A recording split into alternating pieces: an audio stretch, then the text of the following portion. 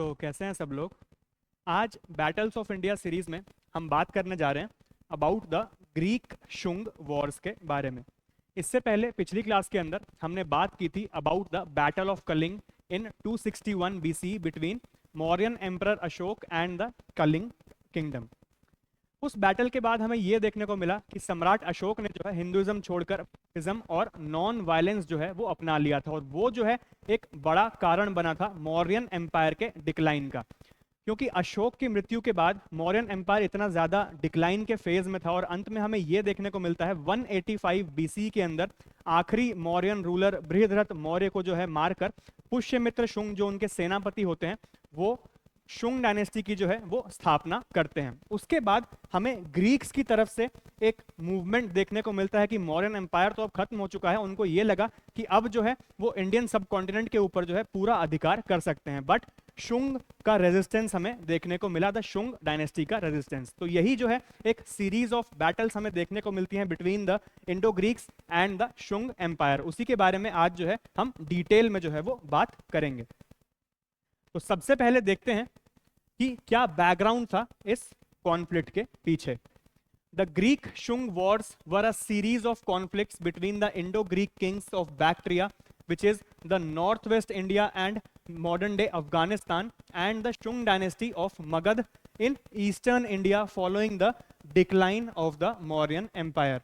After Ashok's death in around 232 BCE, the Mauryan Empire weakened and the last Mauryan ruler Brihadrath was overthrown by Pushyamitra Shung in 185 BC. Who was the founder of the Shung dynasty. जैसा कि हमने बात की कि Greeks को ये लगा कि मौर्य तो अब चले गए हैं, शुंग डायनेस्टी के पास क्या पता इतनी पावर ना हो, तो अब जो है हम हमला कर सकते हैं। बट यहाँ पे हमें देखने को मिलता है आगे जब हम वॉर के बारे में देखेंगे कि शुंग डायनेस्टी ने जो है बहुत अच्छी तरीके से जो है वो रिटेलिएट किया था, और अंत में जो है ये बैटल एक स्टेलमेट की तरफ मुड़ गया था।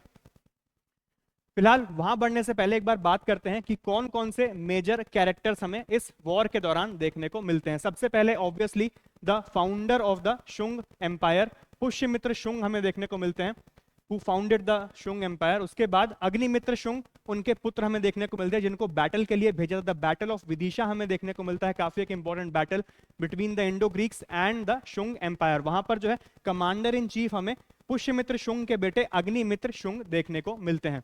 He was the son of Pushyamitra and general in his campaigns. इसके बाद डिमित्रियस द फर्स्ट हमें देखने को मिलते हैं, द इंडो ग्रीक किंग, जो सेल्यूकस निकेटर के बाद जो है पहले ग्रीक रूलर बने इंडिया के ऊपर आक्रमण करने वाले। Indo Greek king who invaded the north western India. इसके बाद मनेंदर द फर्स्ट हमें देखने को मिलते हैं, who is popularly known as Milinda, क्योंकि आगे जाकर जो है इन्होंने बुद्धिज्म अपना लिया था। इनका जो है एक डायलॉग हमें देखने को मिलता है, मिलिंदा पान्हो एक किताब है बुद्धिस्ट टेक्स्ट के अंदर जो कि 150 से 200 एडी के बीच में जो है वो लिखी गई थी। उसके अंदर हमें किंग मिलिंद का जो है वो डिस्क्रिप्शन दिखाई पड़ता है। हालांकि इनका असली नाम जो है that is Menander the first, जो कि एक इंडो ग्रीक राजा थे, बट आगे जाकर इन्होंने बुद्धिज्म जो है वो अपना लिया था। Famous Indo Greek king who possibly led campaigns towards the Shunga territories. तो चलिए एक बार जो है थोड़ा बेसिक आइडिया ले लेते हैं इन सारे ही मेजर कैरेक्टर्स के बारे में, उसके बाद बढ़ेंगे कि कैसे ये वॉर जो है वो आगे चला था। सबसे पहले बात करते हैं about Pushyamitra Shunga, who ruled from 185 to 149 BCE. Founder of the Shung dynasty after assassinating the last Mauryan ruler Brihadrath Maurya. He was originally a Mauryan army commander, which is the सेनापति। बृहद्रथ के ही जो है ये सेनापति थे, और कुछ वहां पर हुआ था ऐसे कुछ सोर्सेज का ये कहना है कि जैसे बृहद्रथ जो है वो भी ऑब्वियसली क्योंकि अशोक के बाद जो है हर एक रूलर ने जो है वहां पर बुद्धिज्म ही अपनाया था, तो वहां पर हमें देखने को मिलता है ग्रीक लोग जो है वो बुद्धिस्ट कैंप्स में जो है वो छिपे हुए थे, और पुष्यमित्र शुंग ये चाहते थे कि वहां पर रेड डाली जाए और ग्रीक्स को जो है वो निकाला जाए। बट बृहद्रथ का ये कहना था कि ये जो है हमारे ही लोग हैं बुद्धिस्ट लोग, तो हम जो है ऐसे रेड नहीं डाल सकते हैं। इसी बात पे जो है दोनों के बीच में हमें कहासुनी दिखती है, और कहासुनी आगे जाकर इतनी बढ़ गई कि पुष्यमित्र शुंग ने जो है अंत में बृहद्रथ की जो है वो हत्या ही कर दी। इसी के बाद जो है हमें देखने को मिलता है पुष्यमित्र शुंग ने जो है काफी सारे बुद्धिस्ट मठों को जो है वो आग लगा दी, और बहुत सारे बुद्धिस्ट लोगों को मारा भी था। ऐसा इसीलिए क्योंकि उनको ये लगता था कि ग्रीक्स को जो है हमारे दुश्मनों को जो पनाह देने वाले लोग हैं उनको भी जीने का अधिकार नहीं है। इसीलिए he is also known as the annihilator of the Buddhist in the ancient Indian history, Pushyamitra Shunga. फिलहाल यहाँ पे आगे देखते हैं। He was known for defending India against the Indo-Greek invasions after Chandragupta Maurya and Ashoka. He was the patron of Vedic rituals and revived Brahmanical traditions and performed the Ashwamedh Yagna. इन्होंने भी जो है अश्वमेघ यज्ञ का जो है वो आह्वान किया था अपने समय पर। His reign marks the transition from Mauryan to regional kingdoms. यहीं से हमें देखने को मिला मौर्यन एम्पायर के अंदर, जैसा कि हमने देखा था, पूरा का पूरा इंडियन सब कॉन्टिनेंट एक सेंट्रलाइज्ड रूल के अंदर हमें देखने को मिलता है। बट आगे जाकर जैसे ही मौर्यन एम्पायर का डिक्लाइन होता है, हमें देखने को मिलता है छोटे छोटे रीजनल किंगडम्स जो हैं वो वहां से उनका राइज हो जाता है। शुंग डायनेस्टी आई, उसके बाद कर्ण डायनेस्टी आई, उसके बाद काफी सारी और छोटी छोटी डायनेस्टीज का हमें राइज देखने को मिलता है टिल द गुप्त पीरियड। उसके बारे में भी हम डिटेल के अंदर अगली क्लासेस में जो है वो बात करेंगे। फिलहाल ये जो है इतना बेसिक आइडिया काफी रहेगा पुष्यमित्र शुंग के बारे में। आगे बढ़ते हैं। उनके पुत्र अग्निमित्र शुंग, जिन्होंने 149 से 141 बीसीई के बीच में जो है रूल किया था। बैटल ऑफ विदिशा में जो है यही कमांडर इन चीफ थे। He was the son and successor of Pushyamitra Shung, governor of Vidisha, before becoming the king, and led the battle of Vidisha against the Indo-Greek forces. इसके बाद his military success prevented Greek expansion into central India, and he is featured as a character in Kalidas Sanskrit play Malavigni Mitram. इसके अंदर जो है हमें अग्निमित्र शुंग का description देखने को मिलता है कि कैसे इन्होंने जो है बैटल ऑफ विदिशा के दौरान इंडो ग्रीक्स को जो है वो धूल चटाई थी। आगे जाकर हमें देखने को मिलता है एक स्टेलमेट तक ये बैटल पहुंचता है, बट जो पहला बैटल था द बैटल ऑफ विदिशा, उसके अंदर हमें शुंग एम्पायर की विक्ट्री देखने को मिलती है। इसके बाद बात करते हैं कि सेल्यूकस निकेटर के बाद जो है हमें पहले मेजर इंडो ग्रीक रूलर देखने को मिले इन्वेड करने वाले। That was Demetrius the first, who ruled from 200 to 180 BCE. Indo-Greek king of Bactria, which is modern-day Afghanistan and some parts of Pakistan. He was the son of Euthydemus the first, who was the founder of the Euthydemid dynasty. वहां पे हमें देखने को मिलती है Indo Greeks Bactria की तरफ यूथेडेमस the first ने जो है वहां पर यूथेडेमिड डायनेस्टी की जो है वहां पर स्थापना की थी, जो कि सेल्यूसिड एम्पायर से जो है वो उनका जो है बैटल वगैरह चलता रहता था। इसके बाद ही invaded north western India after the fall of the Maurya. इन्होंने ये सोचा कि मौर्य तो अब खत्म हो गए हैं, अब जो है हम अपने जो खोए हुए रीजन्स हैं जो 100 साल पहले अलेक्जेंडर द ग्रेट ने खो दिए थे, वहां पर जो है अब हम रूल कर सकते हैं। इसके बाद ही conquered regions of Gandhara, Punjab, Sindh and possibly some parts of western Uttar Pradesh. हालांकि इसकी जो है ज्यादा सोर्सेज जो है वेरीफाई नहीं करते कि वेस्टर्न उत्तर प्रदेश के पार्ट्स जो है वो डिमित्रियस द फर्स्ट ने कैप्चर किए थे, बट सम सोर्सेज से ही डिड। तो यहां पर जो है हम आगे बढ़ते हैं। His invasion led to conflicts with the Shung dynasty, and he is known for spreading the Greek influence in India after Seleucus the first Nicator. तो ये जो है हमें देखने को मिलता है एक basic idea Demetrius the first के बारे में। इसके बाद बात करते हैं Menander the first, who is also known as Milind, who ruled from 165 to 130 BCE. One of the greatest Indo-Greek kings. His capital was Sagal, which is modern-day Sialkot in Pakistan. He led campaigns possibly as far as Mathura and Saketa, which is in Ayodhya. The siege of Saket हमें देखने को मिलता है, हालांकि ये siege जो है सफल नहीं हो पाया था। शुंग्स ने जो है बहुत बढ़िया रिटेलिएशन वहां पे हमें देखने को मिलता है इस siege के खिलाफ। उसके बारे में जो है the course of the battle जब हम बात करेंगे in the Indo Greek the Greek Shunga Wars, तब हम डिटेल में देखेंगे। Famous for his conversion to Buddhism after the dialogues with monk Nagsen, which is mentioned in the Milind Panho text, which is a Buddhist text, जिसके बारे में हम बात कर चुके हैं।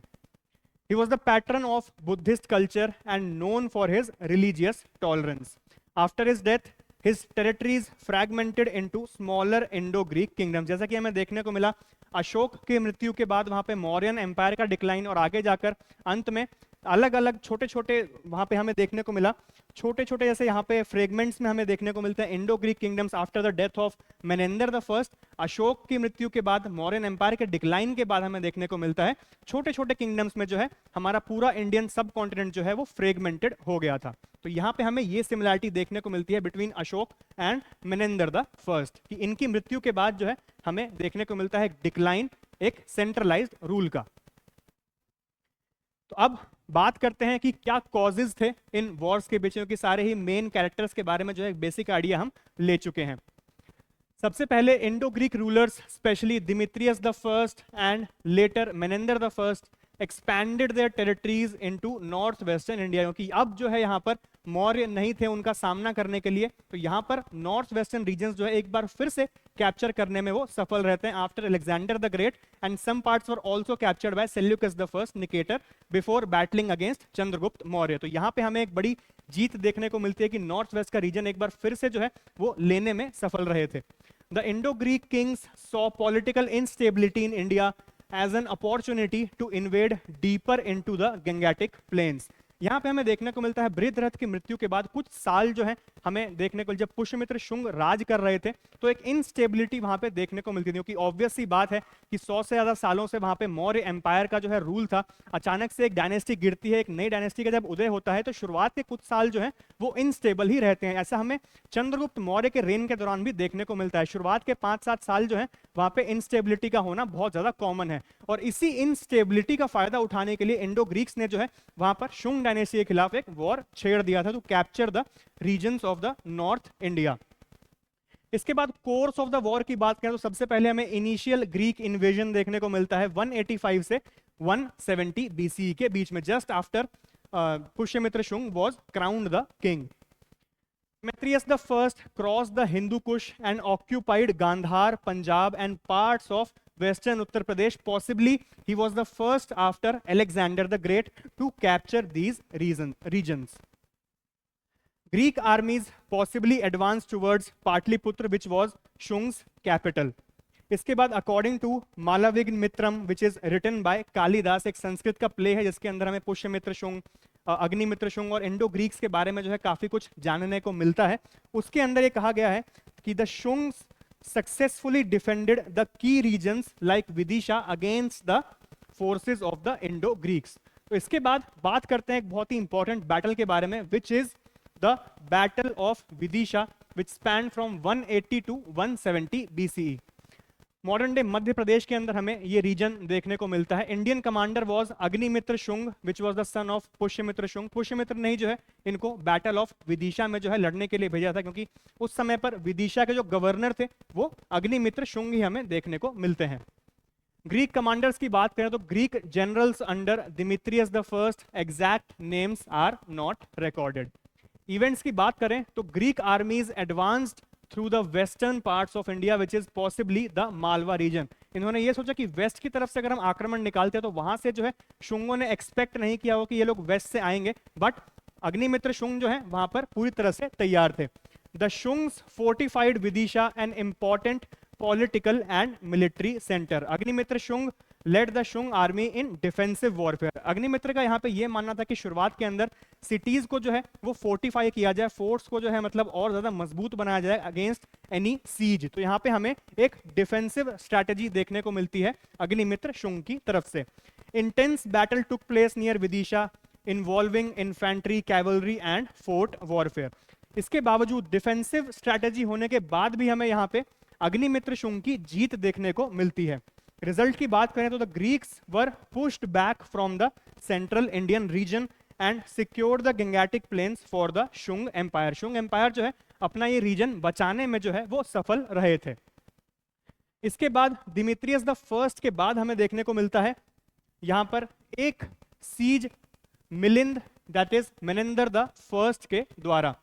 मॉडर्न डे अयोध्या और पाटलिपुत्र यानी कि पटना में हमें ये सीज देखने को मिलता है, the siege of Saket and attempted attack on Patliputra. However, the dates are uncertain, 170 to 160 BC. Shunga forces जो है इस बार लीड कर रहे थे पुष्यमित्र शुंग और कुछ local governors. According to later Buddhist texts, the Indo-Greeks laid siege to Saket and possibly threatened Patliputra. The siege of Saket was either unsuccessful or repelled. हर कोई जो है मौर्यन एम्पायर जितना शक्तिशाली नहीं होता है कि हर एक सीज बैटल में जो है वो जीत हासिल कर सके। इससे पहले भी हमने देखा था मौर्यों ने जो है सीज बैटल जब जब उन्होंने इस्तेमाल किया तब उन्हें हार का सामना जो है वो करना नहीं पड़ा था। बट जैसे इंडो ग्रीक्स ने यहाँ पे सीज का इस्तेमाल किया during the siege of Saket, यहाँ पे हमें देखने को मिलता है ईदर दैट वाज अनसक्सेसफुल और that decision was taken aback, यानी कि रिपेल कर दिया गया था उस सीज को। No archaeological evidence of Greek occupation in Pataliputra has been found. इसका मतलब यही हुआ कि वहां पे जो है हमें ग्रीक्स की जीत देखने को नहीं मिलती है। रिजल्ट की बात करें तो Greeks fail to capture Saket and Pataliputra even though they laid a siege. Mark the limit of Indo Greek expansion. इसके बाद जो है हमें देखने को नहीं मिलता है, छोटी छोटी स्किर्मिशेस यानी कि छोटे बैटल्स हमें जरूर देखने को मिलते हैं, बट कोई बड़ा मेजर रिकॉर्डेड बैटल जो है हमें इंडो ग्रीक्स और द शुंग एम्पायर के बीच में देखने को नहीं मिलता है। फिर भी एक बार देख लेते हैं उन छोटे बॉर्डर स्किर्मिशेस को। पंजाब, सिंध और वेस्टर्न उत्तर प्रदेश में जो है हमें छोटे छोटे स्किर्मिशेस देखने को मिलते हैं। Frequent border battles and raids between Shungs and Indo Greek satraps, that is the governors.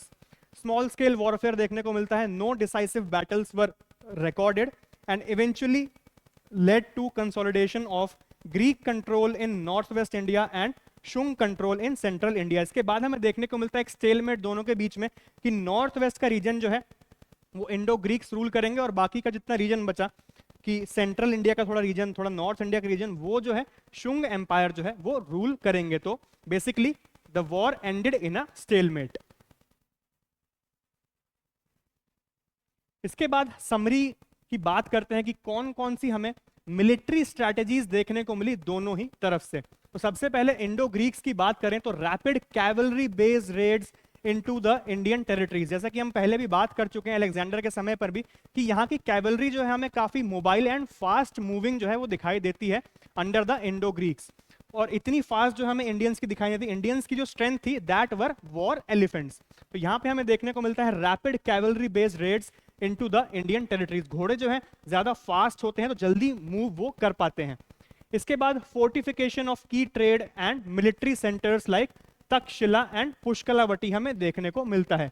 उसके बाद siege warfare however it was failed in Saket and the Vidisha regions. तो ये हमें कुछ स्ट्रैटेजीज देखने को मिली, इनकी fast paced cavalry and siege warfare का इस्तेमाल हमें देखने को मिलता है फ्रॉम द इंडो ग्रीक्स। इसके बाद शुंग्स की तरफ से हमें क्या देखने को मिला, that was defensive fortification of key cities like Vidisha, Saket and Pataliputra.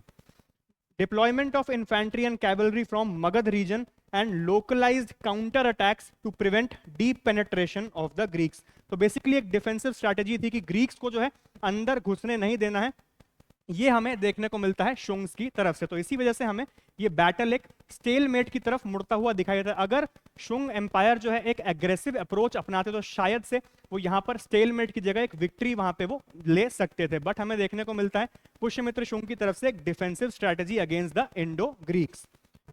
इसके बाद फाइनल आउटकम की बात करें कि क्या निकला इस कॉन्फ्लिक्ट का फाइनल नतीजा। No long term Greek conquest of central और ईस्टर्न इंडिया हमें देखने को मिलते हैं।